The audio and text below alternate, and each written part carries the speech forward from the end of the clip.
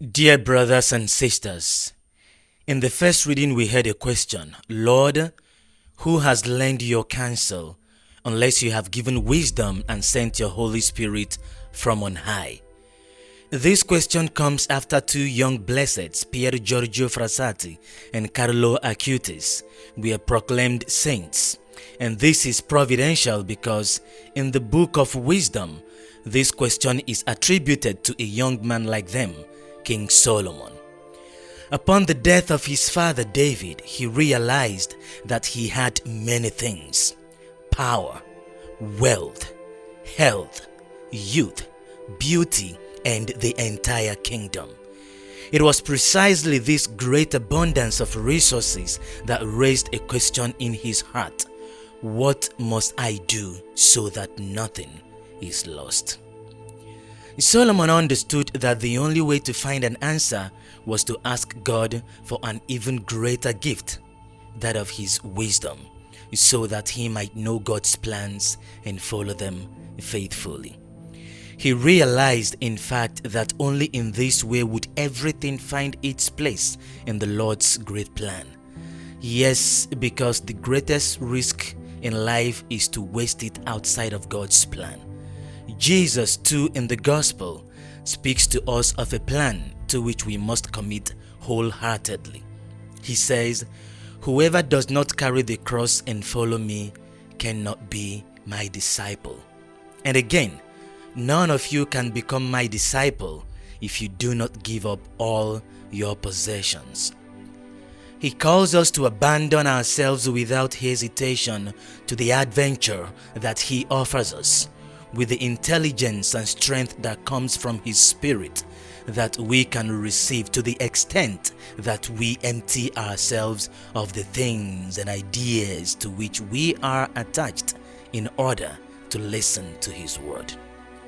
Many young people over the centuries have had to face this crossroad in their lives. Think of St. Francis of Assisi. Like Solomon, he too was young and rich, thirsty for glory and fame. That is why he went to war, hoping to be knighted and adorned with honors. But Jesus appeared to him along the way and asked him to reflect on what he was doing.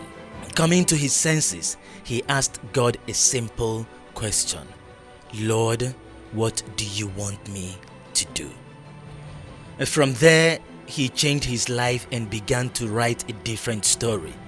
The wonderful story of holiness that we all know, stripping himself of everything to follow the Lord, living in poverty and preferring the love of his brothers and sisters, especially the weakest and smallest, to his father's gold, silver, and precious fabrics.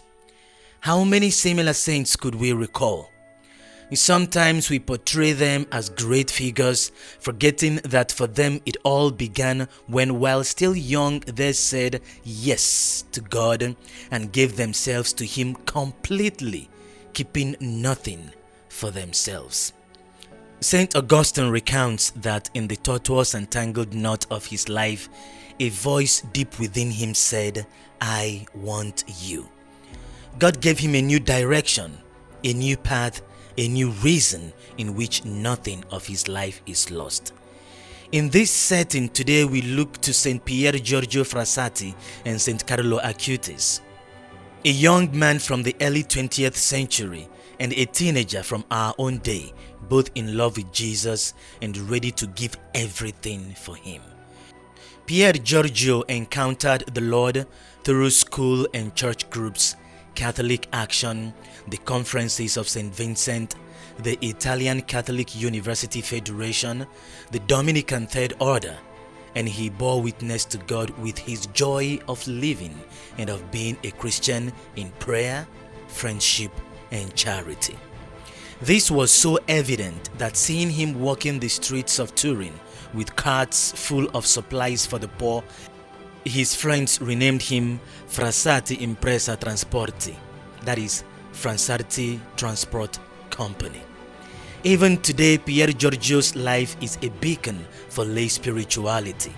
For him, faith was not a private devotion, but he was driven by the power of the gospel and his membership in ecclesial associations. He was also generously committed to society, contributed to political life, and devoted himself ardently to the service of the poor.